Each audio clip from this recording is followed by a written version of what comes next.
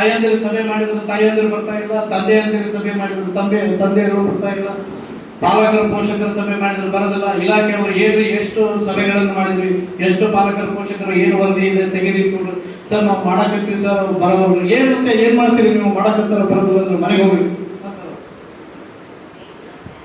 ನಾವು ನೀವು ಶಾಲೆ ಕಲಿಯೋದ್ನಾಗ ಇಂಥವು ಯಾವ ಇಲ್ಲ, ತಾವ ತಂದೆ ತಾಯಿಗಳ ಶಾಲೆಗೆ ಬಂದ್ಬಿಡ್ತಿದ್ರು. ನಮ್ಮ ಮಗಂದ ಏನಿದ್ರಿ ನಮ್ಮ ಹುಡುಗಂದ ಏನಿದ್ರಿ ನಾವು ಅವ್ರನ್ನ ಎಲ್ಲೂ ಕರೆಯಕ್ಕೆ ಹೋಗಿಲ್ಲ, ಅವರು ಬರೋರು.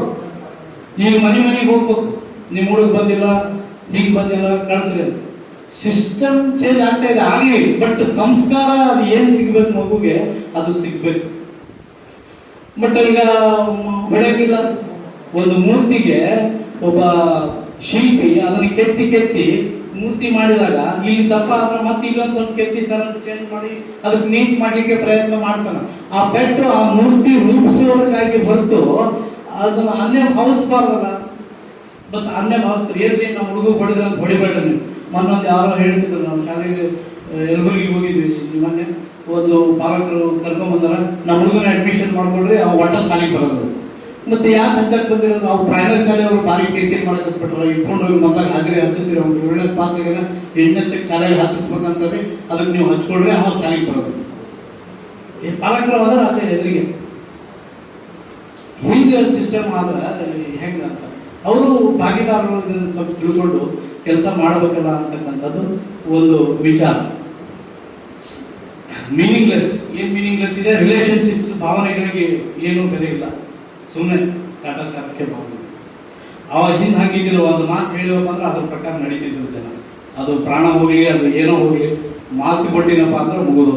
ಈಗ ಹಂಗಿಲ್ಲ, ಈಗ ಹೇಳಿದ್ರೆ ಹಿಂಗೆ ಹೇಳಿಲ್ಲ ನಾನು ಹಂಗೆ ಹೇಳಿಲ್ಲ, ಹಂಗೆ ಆಗ್ಬಾರ್ದು ವ್ಯವಸ್ಥೆ. Government is baseless.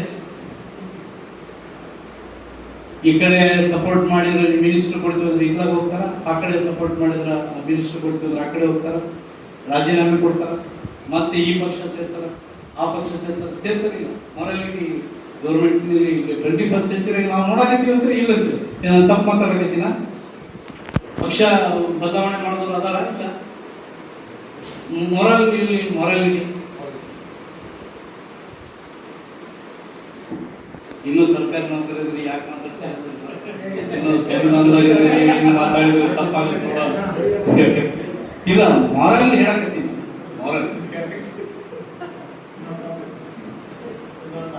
leaders, how are our leaders? Our leaders are shameless. ಹೇಳಂಗಿಲ್ಲ. ನಮ್ಮ ಸಮಾಜಶಾಸ್ತ್ರ ಶಿಕ್ಷಕರು ನಮಗೆ ಹೇಳಬೇಕಾದ್ರೆ, ನಮ್ಮ ಸಮಾಜಶಾಸ್ತ್ರ ಪಾಠ ಮಾಡಬೇಕಾದ್ರೆ MLA ಅಂದ್ರೆ ಯಾರಪ್ಪ? MLA ಅಂದ್ರೆ ಯಾರು? He is the servant of the whole team. ನಮಗೆ ಪಾಠ ಹೇಳ್ಬೇಕಾದ್ರೆ ಶಿಕ್ಷಕರು ಸಮಾಜ ವಿಜ್ಞಾನ ಪೊಲಿಟಿಕಲ್ ಸೈನ್ಸ್ ಹೇಳ್ಬೇಕಾದ್ರೆ ಒಬ್ಬ MLA ಅಂದ್ರೆ ಅವ ಆ ಗ್ರಾಮದ ಎಲ್ಲಾ ಜನರಿಗೂ ಕೆಲಸ ಮಾಡಕ್ಕಾಗಲ್ಲ, ನಮ್ಮ ಪ್ರತಿನಿಧಿಯಾಗಿ ನೀನ್ ಮಾಡಪ್ಪ ಅಂತ ಅವನಿಗೆ ಹಚ್ಚಿದಾರಂದ್ರೆ ಈ is the servant of the community for taluk assembly. ಈಗ MLA ಅವರು ಬರ್ತಾರೆ, ನಾವು ಶಿಕ್ಷಕರು ಇವರು ಆಫೀಸರ್ಸ್ ಎಲ್ಲರೂ ನೋಡಬೇಕು. ಅವರು MLA ಅವರು ನಮ್ಮ ಹತ್ರ ಬಂದು ಎಲ್ಲರ ಕೇಳಕ್ ಸಾಧ್ಯ ಆಗುತ್ತಾ? ಹಿಂಗಂದ್ರೆ ನೀವು ಮಾಸ್ತರ್ ಭಾಳ ಆಗೈತೆ ಟ್ರಾನ್ಸ್ಫರ್ ಮಾಡ್ರಿ, ಕಿರಿಕಿರಿ ಮಾಡ್ರಿ, ಸಸ್ಪೆಂಡ್ ಮಾಡ್ರಿ ಅವನಿಗೆ ಅಂತ ಇಲ್ಲಿ ಹೇಳ್ರಿ.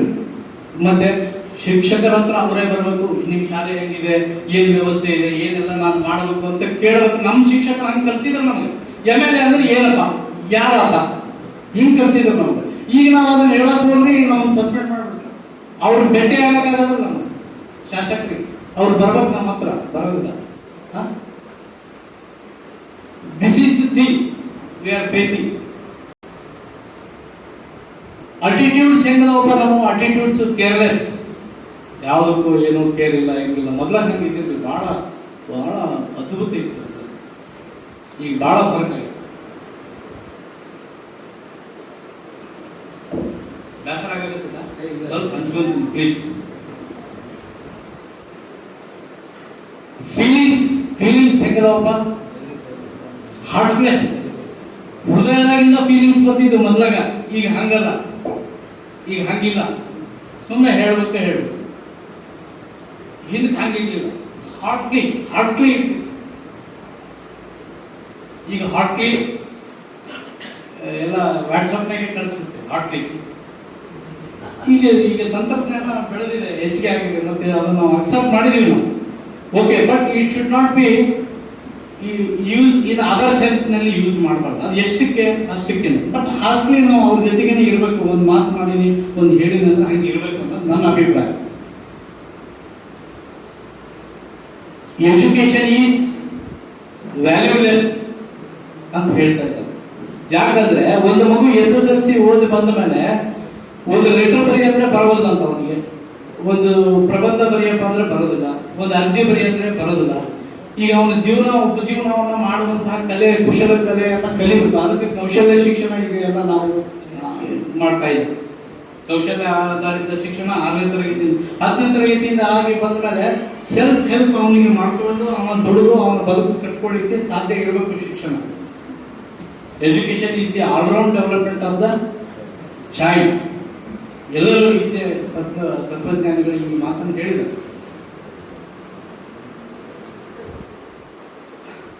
ಇದೆಲ್ಲ ಆದ್ಮೇಲೆ ನಮ್ಮ ಫ್ಯೂಚರ್ ಹೇಗೈತೆ? What is our future? Our future is directionless. ಯಾಕಡೆ ಹೋಗ್ಬೇಕು, ಎಲ್ಲಿ ಬರಬೇಕು, ಏನು ಯಾರು ನಿರ್ಧಾರ ಮಾಡುವ ಸ್ಥಿತಿಯಾಗಿ ನಾವು ಇಲ್ಲ. But still our hopes are endless. Hopes ಇರಬೇಕು ಮನುಷ್ಯನಿಗೆ. ಬಟ್ ಎಂಥ ಹೋಪ್ಸ್ಗಳನ್ನ ಮಾಡಬೇಕು ಅಂತ ಫರ್ಮ್ ಆಗಿ ಡಿಸಿಷನ್ ತಗೊಳ್ಳುವಂತಹ ಒಂದು ಒಳ್ಳೆ ಕೆಪಾಸಿಟಿ, ಸಂಸ್ಕಾರ ನಮ್ಮ ಹತ್ರ ಬೆಳಿಬೇಕು. ಇಲ್ಲಿ ಯಾರು ದೊಡ್ಡವರು ಯಾರು ಸಣ್ಣವರು ಇಲ್ಲ. ಗವಿಸಿದ್ದೇಶ್ವರ ಸ್ವಾಮಿಗಳು ಹೇಳ್ತಾರೆ, ಒಂದು ಮಾತು ಹೇಳ್ತೀನಿ, ನಮ್ಮ ಎಲ್ಲರ ಬದುಕವರು ಎಷ್ಟು ಚಂದ ಆಡು ಮಾತು ಸಾರ್ವಜನಿಕರಿಗೆ ಗೊತ್ತಾಗಲಿ ಅಂತ ಹೇಳ್ತಾರೆ. The different cards of the ಇಸ್ಪೆಟ್ ಎಲೆ ಬಾಕ್ಸ್ ನಲ್ಲಿ ಒಂದು ಸೇರಿಸಿ ಇಡ್ತೀವಿ.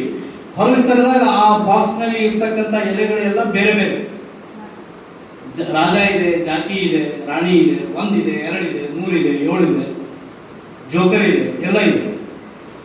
ಇವ್ರ ಪಾಠಗಳು ಬೇರೆ ಬೇರೆ. ಆ ಪ್ಲೇ ಮಾಡುವಾಗ ಇವ್ರ ಪಾಠಗಳು ಬೇರೆ ಬೇರೆ. After that again we are all join together, gather together and put in the same box. ಇದು ಏನು ಉದಾಹರಣೆ ಕೊಡ್ತಾರಂದ್ರೆ, ನಾವು ಯಾರಾದ್ರೂ ಸತ್ರೆ, ನಾನಿವತ್ತು ಮಂತ್ರಿ ಇದ್ರು ಮಣ್ಣಾಗ ಹೋಗ್ಬೇಕು, ರಾಜ ಇದ್ರು ಮಣ್ಣಾಗ ಹೋಗ್ಬೇಕು, ರಾಣಿ ಇದ್ರು ಮಣ್ಣಾಗ ಹೋಗ್ಬೇಕು, ಮಾಸ್ತರ್ ಇದ್ರು ಮಣ್ಣಾಗ ಹೋಗ್ಬೇಕು, ಹುಡುಗ ಇದ್ರು ಮಣ್ಣಾಗ ಹೋಗ್ಬೇಕು, ಭಿಕಾರಿ ಇದ್ರು ಮಣ್ಣಾಗ ಹೋಗ್ಬೇಕು. ಪಾರ್ಟ್ಸ್ ಡಿಫರೆನ್ಸ್ ಇದೆ ಪ್ಲೇ ನಮಗೆ ಜವಾಬ್ದಾರಿ. ಆ ಅರ್ಥವನ್ನ ನಾವು ಮಾಡಿಕೊಂಡು ಸರಳ ಜೀವನವನ್ನ ನಡೆಸಬೇಕು. ಮತ್ತೆ ಆ ಬದುಕನ್ನು ಕಟ್ಕೊಳ್ಳಿಕ್ಕೆ ಏನಿದೆಯಪ್ಪ ಅಂದ್ರೆ ಕ್ರೇಯಾನ್ಸ್ ಅಂತ ನಾವು ಕರಿತೀವಿ. ಕ್ರೇಯಾನ್ಸ್ ಈಗ ಮಕ್ಕಳು ನಾವು ನೀವು ಯೂಸ್ ಮಾಡುವಾಗ ಪೆನ್ಸಿಲ್ ಇರ್ತಿತ್ತು, ನೆಕ್ಸ್ಟ್ ಸ್ಕೆಚ್ ಪೆನ್ ಬಂತು, ಈಗ ಕ್ರೇಯಾನ್ಸ್ ಅಂತ ಬಂದವು. ಕಲರ್ ಮಾಡಲಿಕ್ಕೆ ಪೆನ್ಸಿಲ್ಗಳು ಬಹಳ ಸೊಫಿಸ್ಟಿಕೇಟೆಡ್ ಆಗಿ ಬಂದವು. ಆ ಬಾಕ್ಸ್ ನಮ್ಮ ಕಡೆ ಕೊಟ್ಟಿದ್ದಾರೆ. ಒಂದು ಚಿತ್ರ ಕೊಟ್ಟು ಇದನ್ನು ಚಿತ್ರ ಮಾಡ್ರಿ ಅಂದಾಗ ನಾನು ಒಂದೇ ಚಿತ್ರ ಬರೆದ್ರೆ ಅದು ಚಿತ್ರ ಹೇಗಾಗುತ್ತೆ, ಒಂದೇ ರೀತಿ ಕಾಣಿಸ್ತದೆ. ನನ್ನ ಹತ್ರ ಮೆನಿ ಕಲರ್ಸ್ ಅದಾವ, ಅದನ್ನ ಯೂಸ್ ಮಾಡ್ಕೊಂಡು ಅದನ್ನ ಕಲರ್ಫುಲ್ ಮಾಡಬಹುದು. ನನ್ನ ಲೈಫನ್ನು, ನನ್ನ ಬದುಕನ್ನ ನಾನು ಕಲರ್ಫುಲ್ ಮಾಡ್ಕೊಂಡಿದ್ದೆ. ನನ್ನ ಹತ್ರ ಮೆನಿ ಕ್ರೇಯನ್ಸ್, ಒಂದೇ ಬಣ್ಣ ಇಟ್ಕೊಂಡು ಹಿಂಗಾತು ಹಿಂಗಾತು ಹಿಂಗಾತು ಹಿಂಗಾತು ಕರೆ ಬಣ್ಣ ಬಿಡೋದು, ಕರೆದು ಲೈಫ್ ಮಾಡಿಕೊಳ್ಳೋದು ಯಾಕೆ? ನಿಮಗೆಲ್ಲ ಗೊತ್ತಿದ್ದಿದ್ದನ್ನ ನಾನು ಸುಮ್ಮನೆ ನೆನೆಸ್ತಾ ಇದ್ದೀನಿ. ಯಾಕಂದ್ರೆ ನಾವು ಈಗ ಈ ಸಿಚುವೇಶನ್ ನಲ್ಲಿ ನಾವು ಉತ್ತಮವಾದ ಬದುಕನ್ನು ಕಟ್ಕೊಂಡು ದಿ ಬೆಸ್ಟ್ ಅನಿಸ್ಕೋಬೇಕು, ಮತ್ತೆ ಸಮಾಜಕ್ಕೂ ದಿ ಬೆಸ್ಟ್ ಕೊಡ್ಬೇಕು. ಹೇಳೋದಷ್ಟೇ, ಕೊಡ್ಬೇಕು.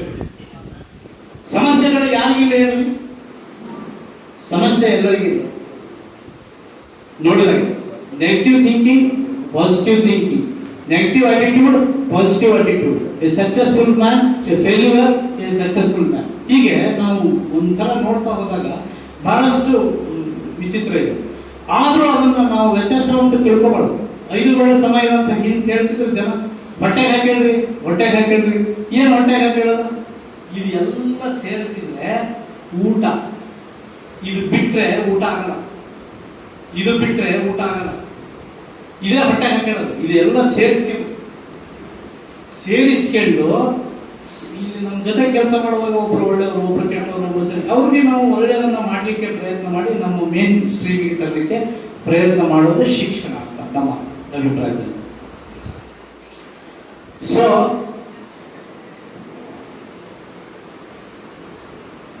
ಬಹಳ ಇದೆ ವಿಷಯಗಳು ಹಂಚ್ಕೊಳ್ಳಿಕ್ಕೆ. ಮತ್ತೆ ಮತ್ತೆ ದೇವರು ನಮಗೆ ಅವಕಾಶಗಳನ್ನು ಕೊಡಲಿ, ನಿಮ್ಮ ಜೊತೆಗೆ ಹಂಚ್ಕೋತೀನಿ.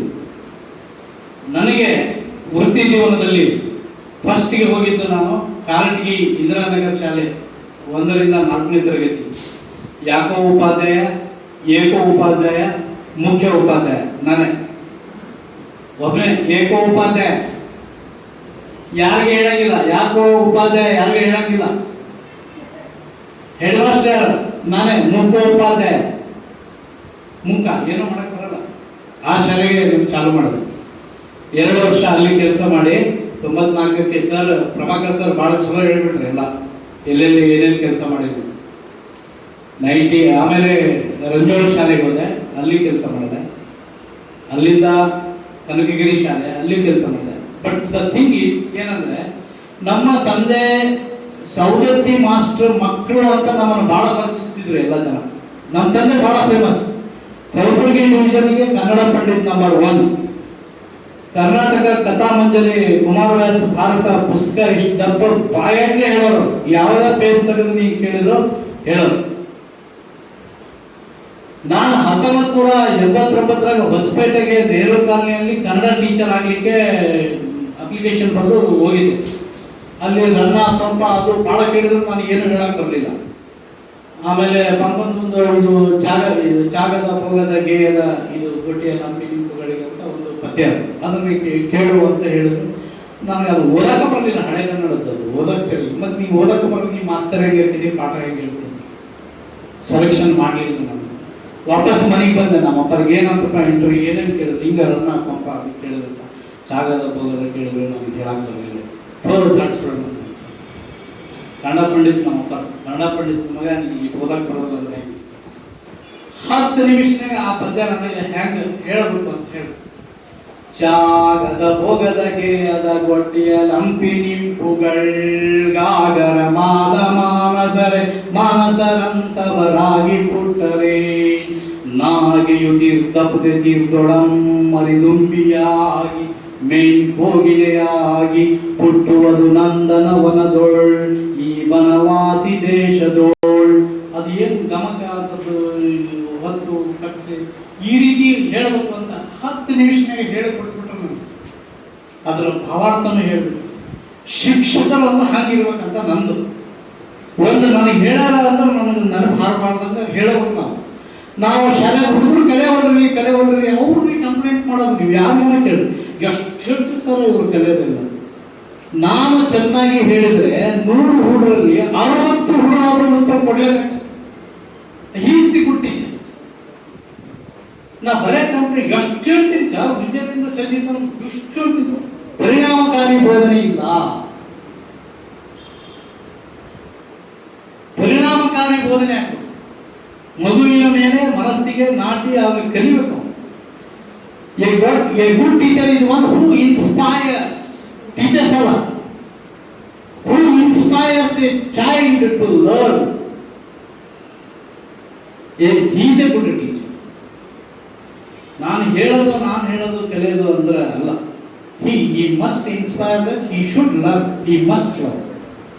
ಅಂತ ಒಂದು ಶಿಕ್ಷಕರು ನಾವೆಲ್ಲರೂ ಆಗೋಣ ಅಂತ ಈ ಸಂದರ್ಭದಲ್ಲಿ ಹೇಳಿ, ಇಲ್ಲಿವರೆಗೆ ತಾಳ್ಮೆಯಿಂದ ಈ ಕಾರ್ಯಕ್ರಮವನ್ನು ಯಶಸ್ವಿಗೊಳಿಸಿದ್ದೀರಿ.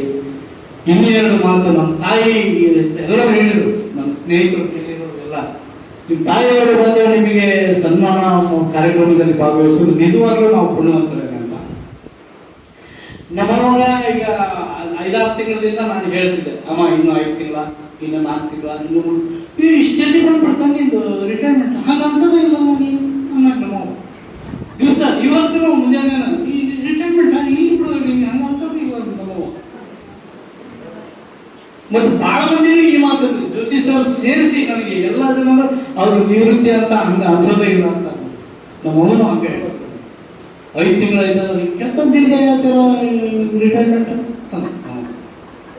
ಜಲ್ದಿ ಅದಕ್ಕೆ ಸೊ ಅದು ಇವತ್ತು ಬಂದಿದೆ. ಅವರು ಇದ್ದಾರೆ. ಮತ್ತೆ ನನ್ನ ಬಹಳ ಒಳ್ಳೆಯ ಸಂಸ್ಕಾರ ಕೊಟ್ಟಿದ್ದಾರೆ ನಮ್ಮ ತಾಯಿಗೆ. ಅವರಿಗೆ ಈ ಸಮಾರಂಭದಲ್ಲಿ ನಾನು ಶಿರಸಾಷ್ಟಾಂಗ ನಮಸ್ಕಾರ ಮಾಡ್ತೀನಿ.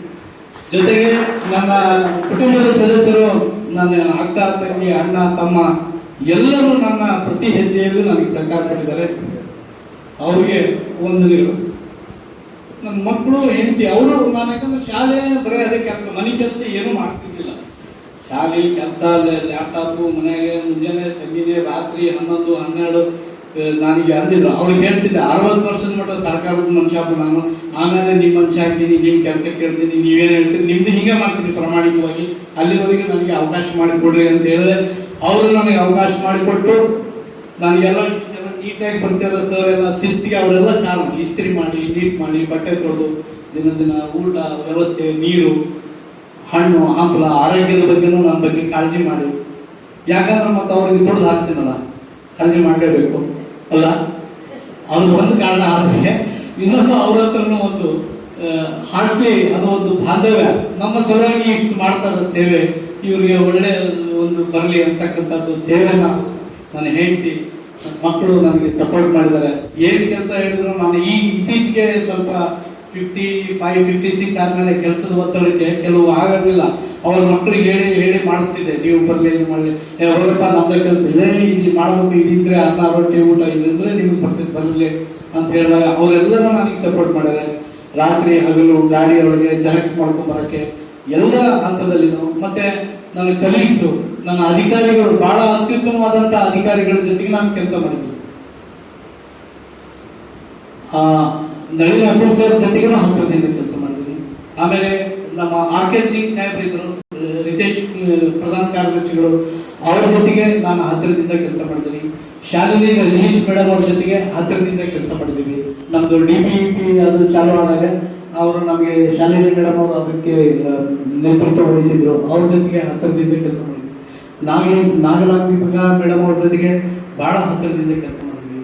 ಇವು ಸಹಿತ ನಮ್ಮನ್ನ ಹೆಸರು ತಗೊಂಡು ಕಲಿಯುವಂಥ ಕೆಲಸ. ಕಾವೇರಿ ಮೇಡಮ್ ಅವ್ರ ಜೊತೆಗೆ ಬಹಳ ಹತ್ತಿರದಿಂದ ಕೆಲಸ ಮಾಡಿದ್ವಿ. ಅವರು ನನಗೆ ಎಂಥ ದೊಡ್ಡ ಕೆಲಸ ಮಾಡಿಕೊಟ್ರು ಅಂದರೆ, ಉಳಿದರಾಳ ಶಾಲೆ ರಂಜೋಳದಲ್ಲಿ ಇದ್ದಾಗ ಸರ್ಕಾರದಿಂದ ನನಗೆ ಬಂದಂಥ ಬಜೆಟನ್ನು, ಅದು ರಾಜಕೀಯ ಪ್ರೇರಿತವಾಗಿ ಕೆಲವು ನಮ್ಮದು ಊರು ಕುಡ್ರಾಳ ಗ್ರಾಮ, ಅಲ್ಲಿ ಹೊಸ ಶಾಲೆಗೆ ಜಾಗ ಸ್ಯಾಂಕ್ಷನ್ ಮಾಡಿಸಿ ಶಾಲೆ ತೊಗೊಂಡೆ. ಅಲ್ಲಿ ಅವಾಗ ಸರ್ಕಾರದಲ್ಲಿ ಸೋಮಲಿಂಗಪ್ಪ ಸಾಹೇಬರು MLA ಇದ್ರು. ಅವ್ರದ್ದು ಕ್ಷೇತ್ರ ಇನ್ನೊಂದು ಕಡೆಗೆ ಅದು ಒಯ್ಯಬೇಕು ಅಂತೇಳಿ ನಾನು ಸ್ಯಾಂಕ್ಷನ್ ಮಾಡಿಸ್ಕೊಂಡು ಬಂದಿದ್ದೆ. ನಾನು ಒಬ್ಬ ಶಿಕ್ಷಕ, ಏನು ಮಾಡಲಿಕ್ಕೆ ಸಾಧ್ಯ ಇಲ್ಲ. ಅಧಿಕಾರಿಗಳು ನನಗೆ ಹೆಲ್ಪ್ ಮಾಡಿದ್ರು, ತೊಗೊಂಬಂದಿದ್ದೆ. ಅದನ್ನು ಇಲ್ಲ, ಆ ಶಾಲೆಗೆ ಬೇಡ ಅಂತ ಬೇರೆ ಶಾಲೆಗೆ ಮಾಡಿದ್ರು.